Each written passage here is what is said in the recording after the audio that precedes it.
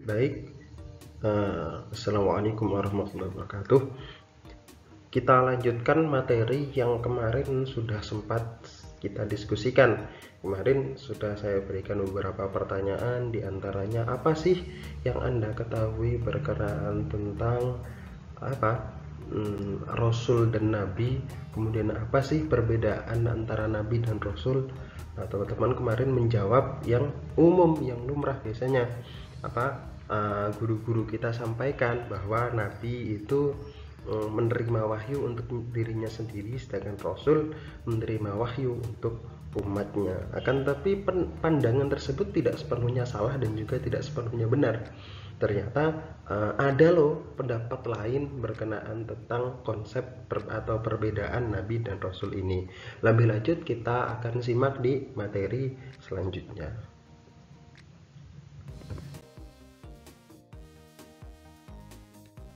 Baik, kita mulai dari konsep dasarnya dulu.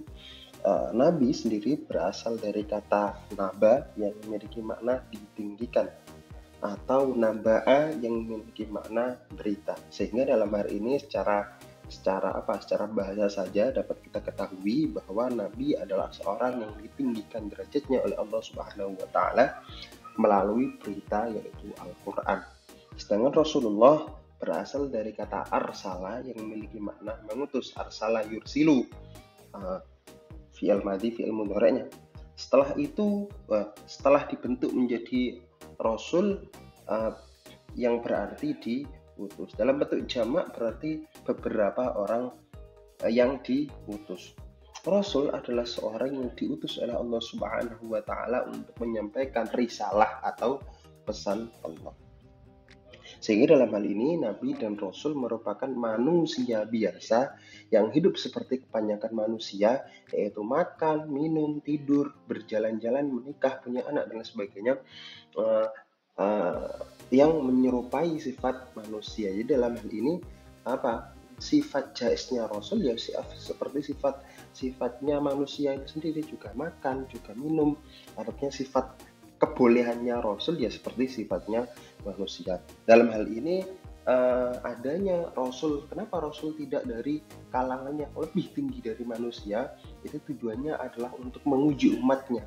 Apakah umatnya itu percaya orang biasa menjadi utusan dari Sang Pencipta? Itu kan juga menjadi cobaan. Nah, seperti dalam surat Al-Furqan, "Wama arsalna qablaka minal mursalina illa innahum la ya'kuluna at-ta'ama wa yamshuna fil aswaq waja'alna ba'dakum li ba'din fitnatan an tasbiru wa kana rabbuka basira."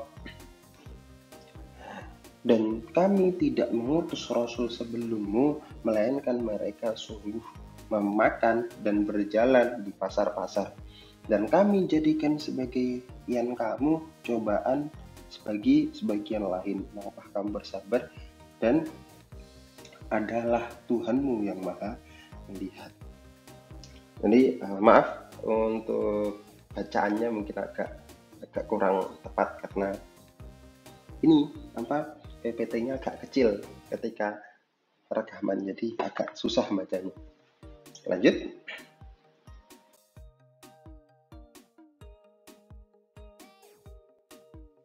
Dalam hal ini, apa sih makna iman kepada Nabi dan Rasul?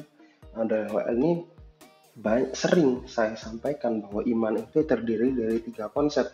Pertama, meyakini dalam hati, bersaksi dengan lisan, dan membuktikan dengan perbuatan. Dalam hal ini jika kita kontekskan pada iman kepada Rasul, meyakini di sepenuh hati bahwa Allah Subhanahu wa taala telah mengutus manusia laki-laki terpilih yang diberi wahyu oleh Allah, dan wahyu tersebut harus disampaikan kepada umatnya sebagai pedoman dan petunjuk agar hidupnya selamat di dunia hingga di akhirat. Jadi iman dalam hal ini meyakini bahwa memang benar ada Rasul dari kalangan manusia yang diutus oleh Allah untuk menyampaikan wahyu. Cara membuktikannya apa? Dengan kita meyakini adanya kitab Allah itu, membaca dan sebagainya, meyakini ada cerita-cerita, bersaksi bahwa asyhadu an la ilaha illallah wa asyhadu anna muhammadar rasulullah.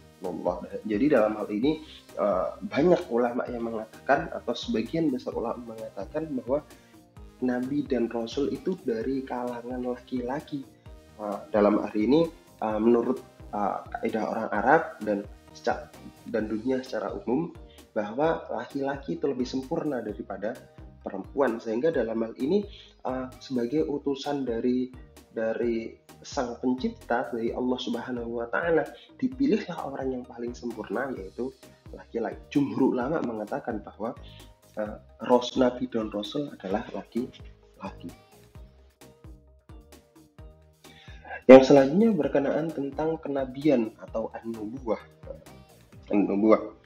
Kata an-nubuwah berasal dari kata naba'a yang berarti kabar atau berita. Karena kenabian adalah penyampaian Allah, penyampaian berita atau pemberitaan dari Allah. An-nubuwah juga bisa berasal dari an-nabawah yang berarti ar-rifah, yang berarti ketinggian. Karena memang derajat Nabi sangat tinggi dan mulia. Makanya tadi saya sampaikan bahwa utusan dari Allah Subhanahu wa Ta'ala merupakan orang yang paling tinggi derajatnya di kalangan manusia, paling sempurna derajatnya di kalangan manusia. Maka dalam hal ini jumhur ulama mengatakan bahwa nabi dan rasul itu berasal dari kalangan laki-laki. Cuman tidak mendiskreditkan perempuan juga. Cuman memang yaitu kesempurnaan, kita tidak bisa memungkiri bahwa kesempurnaan itu atau orang yang paling sempurna menurut bangsa-bangsa secara umum, tidak Arab saja, tidak Jawa saja dan sebagainya, itu lebih condong ke laki-laki, walaupun sekarang banyak emansipasi dan sebagainya. Kenabian tidak dapat diperoleh melalui jalan ibadah atau akhlak, tapi langsung dipilih dari Allah Subhanahu wa Ta'ala. Oleh sebabnya kenabian bukan sesuatu yang diperoleh melalui jalan usaha atau ghairu mursalah. Dalam hal ini kenabian atau kerasulan itu bukan melalui jalan usaha.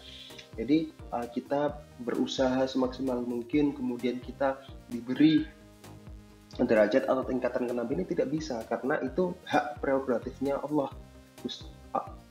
Mana orang-orang yang memang sekiranya pantas untuk dijadikan sebagai utusannya.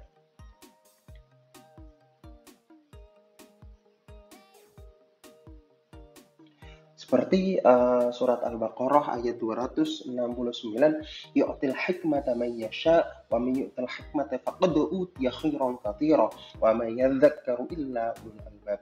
Allah menganugerahkan al-hikmah kepada siapa saja yang dikehendaki. Artinya al-hikmah ini adalah apa? Yaitu kenabiannya itu, wahyu kenabiannya. Para nabi dan para rasul lebih sempurna atau lebih unggul dari para umat nabi atau dan rasul itu sendiri atau mursal alaih. Seperti dalam Al-Quran ayat surat Al-An'am ayat 86, wa Ismaila wal Yasa'a wa Yunusa wa Luta wa kullan faddalna 'alal 'alamin. Dan Ismail, Nabi Al-Yasa, Nabi Yunus, Nabi Lut, masing-masing kami lebihkan derajatnya di atas umat manusia lain. Baik, ini yang kemarin sempat saya tanyakan berkenaan tentang apa sih perbedaan Nabi dan Rasul. Ini yang pertama, Rasul menerima wahyu untuk menghapus nasih sebagai hukum Rasul, sebagian hukum Rasul sebelumnya, hukum baru dan wajib tabligh atau meyakini. Jadi perbedaannya Rasul, jika Rasul itu menerima wahyu, beberapa atau sebagian wahyunya menasih atau mengganti atau menghapus hukum lama dari Rasul sebelumnya, sedangkan Nabi menerima wahyu akan tapi mengikuti syariat dari Rasul sebelumnya. Jadi seperti setelah Nabi Isa sebagai Rasul, kemudian setelah Nabi Isa ada nabi-nabi yang tujuannya adalah apa? Mengikuti syariatnya Nabi Isa.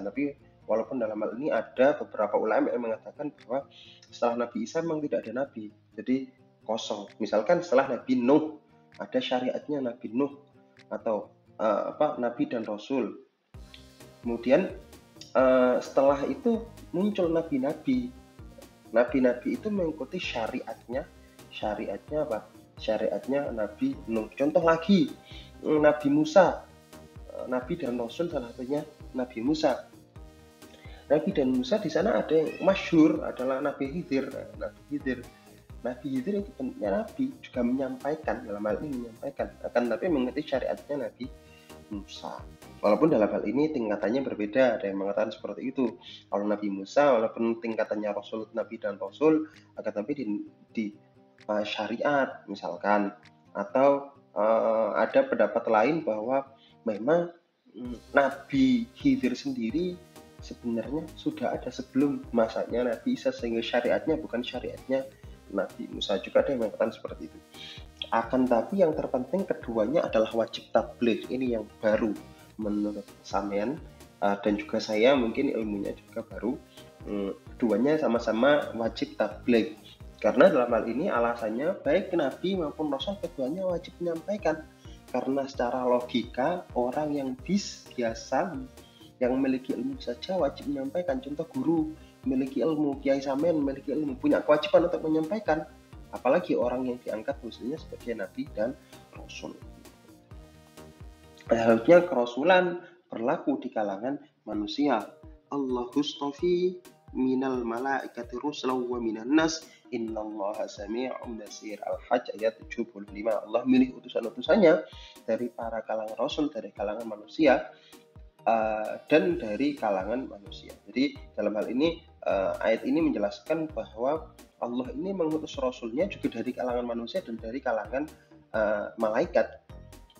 Akan tapi rasul dalam hal ini juga terkenal di kalangan atau dikenal di kalangan malaikat dan juga manusia. Sama seperti beberapa ulama yang mengatakan bahwa rasul di kalangan malaikat adalah 10 malaikat itu, atau salah satunya yang paling kuat masyhur adalah Jibril itu, rasul di kalangan malaikat. Kenapa dikatakan seperti itu? Tolak ukurnya sama seperti kerasulan di kalangan manusia. Jibril atau malaikat Jibril juga dikenal sebagai malaikat di kalangan manusia dan di kalangan malaikat. Jadi keduanya. Makanya ada ulama yang mengatakan bahwa kerasulan atau rasul di kalangan malaikat ya Jibril itu salah satunya. Kenabian berlaku untuk manusia saja. Jadi kenabian hanya berlaku untuk manusia. Perkenaan tentang Nabi dan Rasul. Jadi dalam hal ini Nabi yang dan Rasul paling awal adalah Nabi Adam, sedangkan Nabi dan Rasul paling akhir adalah Nabi Muhammad SAW. Ini penting. Jadi ada yang mengatakan, mungkin nanti kalian tahu pendapat bahwa Nabi Adam bukan Nabi dan Rasul pertama. Tapi pendapat seperti sesat menurut beberapa ulama lainnya, karena sangat masyhur, sangat kuat bahwa Nabi Adam adalah Nabi pertama. Kemudian Nabi dan Rasul paling akhir adalah Nabi Muhammad. Ketika ada orang lain yang mengatakan atau mengakui bahwa dirinya adalah Nabi setelah Kanjeng Nabi Muhammad, jelas itu aliran sesat, karena sudah dinas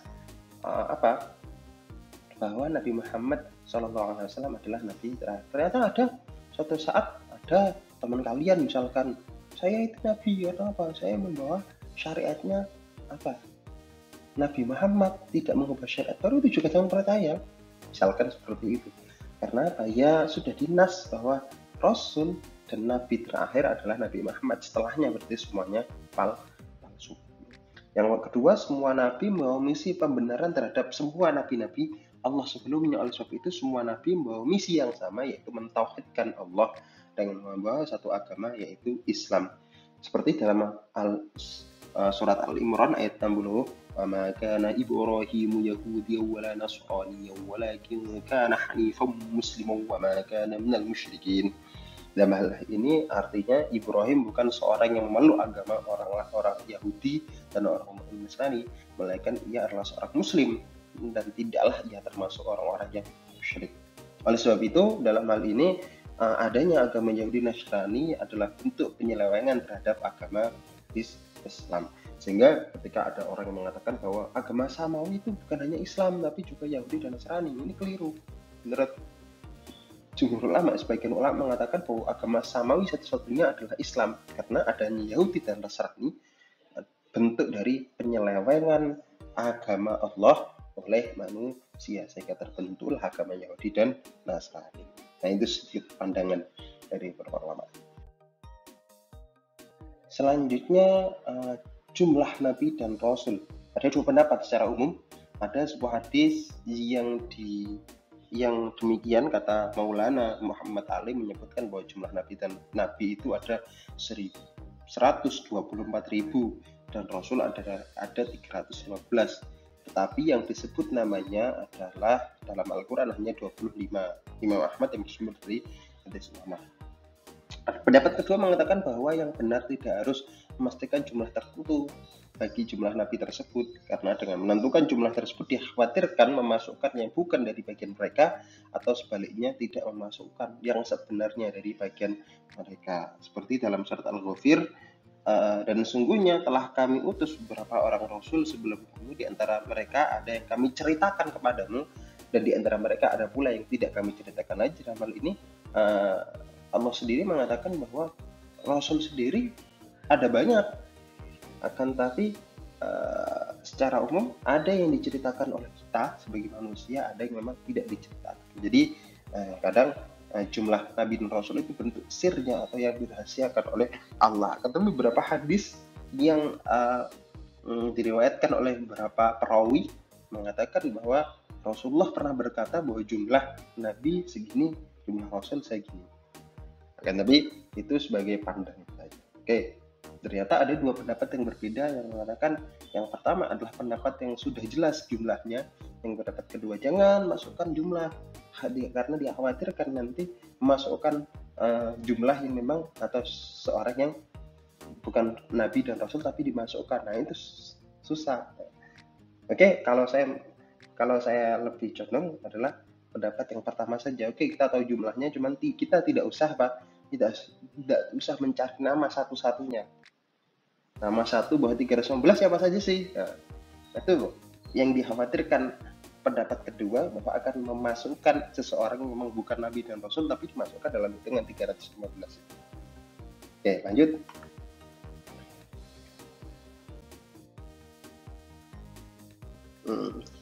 Kedudukan dan fungsi Rasul Allah. Yang pertama, kedudukannya tentu sebagai duta atau utusan dari Allah Subhanahu wa Ta'ala. Sedangkan fungsi daripada para duta dan utusan adalah sebagai penyampai risalah Allah yang diwahyukan kepada mereka. Ini penting, baligh, ada kata menyampaikan, ya ayyuhar rasul balligh ma unzila ilaika min rabbik wa illam taf'al fama balaghta risalata. Jadi yang terpenting adalah baligh ini, sama-sama menyampaikan nabi dan rasul. Hai Rasul, sampaikanlah apa yang diturunkan kepadamu dari Tuhan, dan jika tidak kamu kerjakan apa yang diperintahkan, berarti kamu tidak menyampaikan risalahnya. Ini juga ada pendapat ulama lain bahwa di sini kan kata-katanya Rasul, jadi nabi ya tidak menyampaikan. Nah, itu juga ada berpendapat seperti itu, tapi itu sebagai apa? Sebagai pengetahuan saja. Ternyata ada yang mengatakan seperti itu, atau mengartikan ayat ini secara tekstual bahwa hai Rasul saja, atau ya ayyuhar Rasul, bukan ya ayyuhar Rasulun Nabi atau ya ayyuhan Nabi wa Rasul. Tapi ya ayyuhar Rasul, sehingga ada orang yang mengatakan bahwa jika diterjemahkan secara tekstual saja berarti hanya Rasul saja yang menyampaikan. Itu kan juga ada pendapat seperti itu. Tapi sampean lebih enak ikut pendapat yang keduanya tetap menyampaikan. Kemudian sebagai mubasyir atau pembawa kabar gembira, dan mudhir atau memberi peringatan. Langsung saja saya bacakan terjemahnya.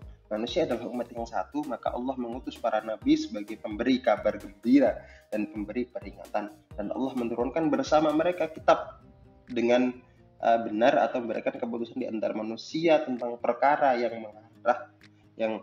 yang mereka perselisihkan. Jadi Allah mengutus para nabi dan rasul untuk memberikan kabar gembira dan peringatan, mubasyirin wa mundhirin.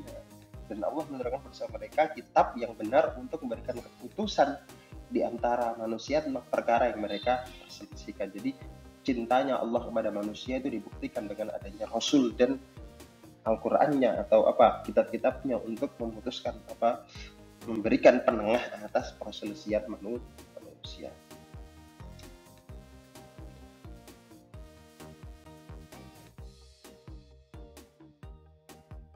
Baik, itu saja sudah cukup panjang. Semoga didengarkan sampai selesai.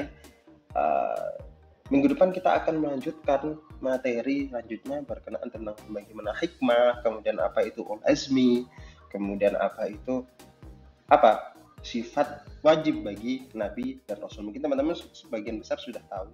Kita akan merefresh kembali atau mengulang kembali materi-materi tersebut yang mungkin beberapa teman-teman melupakan. Kurang lebihnya mohon maaf. Wassalamualaikum warahmatullahi wabarakatuh.